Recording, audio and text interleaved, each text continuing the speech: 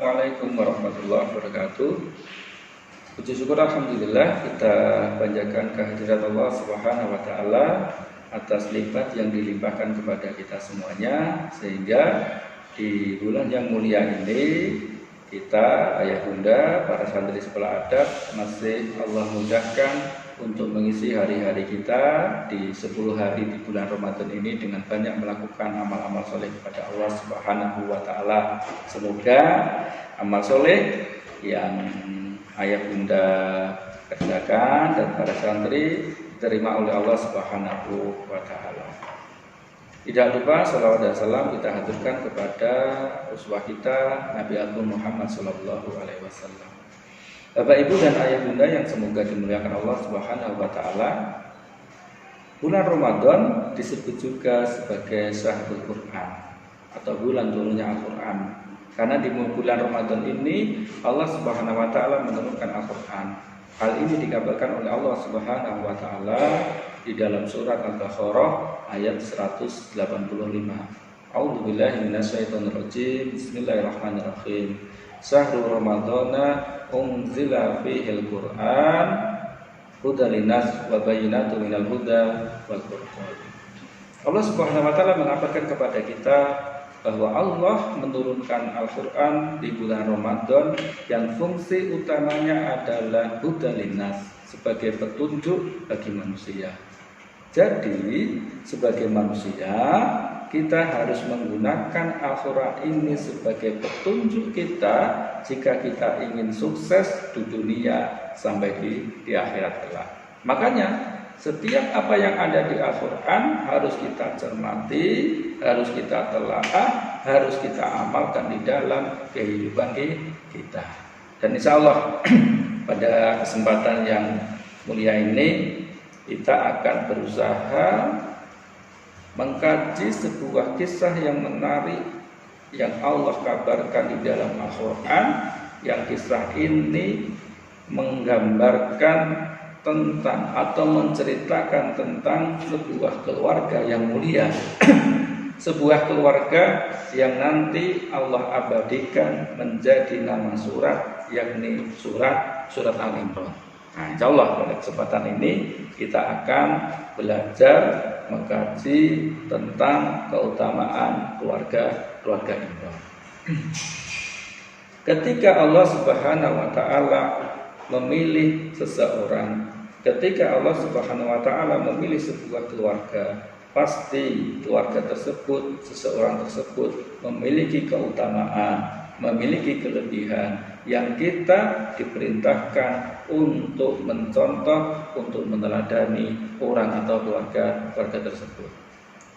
Dan keluarga Imran adalah keluarga yang memang telah Allah pilih. Allah Subhanahu wa taala sendiri yang mengabarkan di dalam surat Al-Imran ayat 33. Allah berfirman, A'udzubillahi minasyaitonirrajim. Bismillahirrahmanirrahim. Innallaha astafa. Sesungguhnya Allah Subhanahu wa taala telah memilih Adam wa Nuhan. Siapa yang dipilih? Yang pertama adalah Adam, wa Nuhan dan Nuh, wa ala Ibrahim dan keluarga Ibrahim, wa ala Imran dan keluarga Imran, ala alamin, yang mereka itu melebihi segala umat di masa mereka masing-masing. Jadi keluarga Imran adalah salah satu keluarga yang memang Allah pilih. Ketika Allah Subhanahu wa taala sudah memilih, pasti pilihannya tidak akan salah, pasti pilihannya senantiasa benar, dan pilihannya itu ketika kita mengikutinya, maka kita akan menjadi pribadi-pribadi yang sukses dunia sampai di akhirat kelak. Bapak Ibu dan para santri sekolah adab yang dimuliakan Allah Subhanahu wa taala, mari kita kenal lebih dekat siapa keluarga Imran. Kita mulai dari biografi Imran. Imran atau Pak Imran itu jika kita tarik nasabnya ke atas, nanti ketemu dengan Nabi Daud alaihi salam. Jadi nenek moyangnya Imran itu adalah Nabi Daud alaihi salam.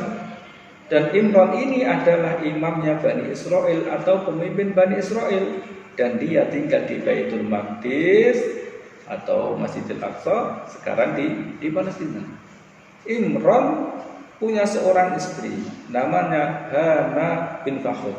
Namanya Hana bin Fakhur. Yang Hana ini adalah wanita yang solih, yang nanti dari rahimnya akan lahir juga seorang wanita solih namanya Maryam. Yang dari Maryam nanti ini lahir seorang yang solih, Nabi yang luar biasa, yakni Nabi Isa alaihissalam, termasuk Nabi ulul azmi. Nah, kemudian Imran juga memiliki saudara laki-laki yang solih, namanya Zakaria, atau kita sebut Nabi Zakaria. Dan dari Nabi Zakaria ini nanti akan lahir keturunan yang solih juga, yakni Nabi Yahya. Maka subhanallah, jika kita lihat keluarga ini dikelilingi oleh orang-orang solih. Ayahnya solih, istrinya solih, orang tuanya, nenek moyangnya juga solih, anaknya solih, cucunya solih, pamannya solih, anaknya pamannya juga solih. Makanya tidak salah ketika Allah memilih keluarga ini. Nah, kemudian kita lihat visi keluarga Imran. Jadi tujuan keluarga Imran perlu kita lihat.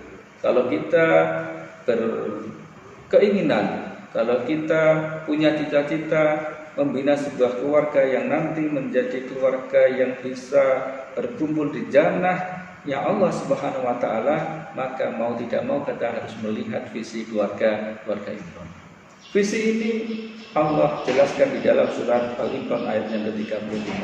Allah Subhanahu wa taala berfirman yang artinya, ingatlah ketika istri Imran berkata, yaitu ketika Hana berkata, ya Tuhanku, sesungguhnya aku menadarkan kepada Engkau anak yang dalam kandunganku menjadi hamba yang solih dan berkhidmat menjadi pelayan di Baitul Maqdis.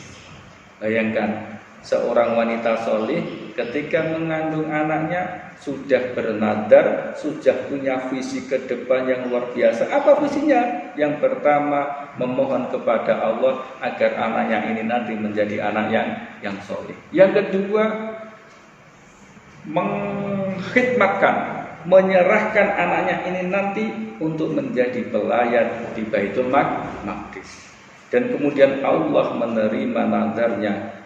Nadarnya diterima oleh Allah Subhanahu wa taala. Ini tentang visi keluarga Imran. Nah, jadi visinya ada dua.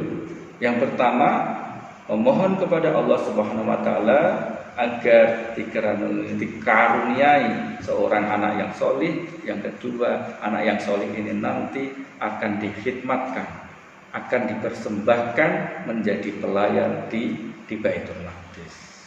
Luar biasa keluarga Imran ini. Makanya di bulan yang mulia ini, insya Allah kita akan berusaha mempelajari lebih jauh siapa keluarga Imran. Harapannya kita bisa menirunya dan kita menjadi keluarga-keluarga yang memang nanti ketika di akhirat kita bisa berkumpul satu keluarga itu di jannahnya Allah Subhanahu wa taala. Insya Allah akan kita lanjutkan pada kesempatan yang akan datang. Ustaz cukupkan. Wabillahi taufiq wal hidayah. Assalamualaikum warahmatullahi wabarakatuh.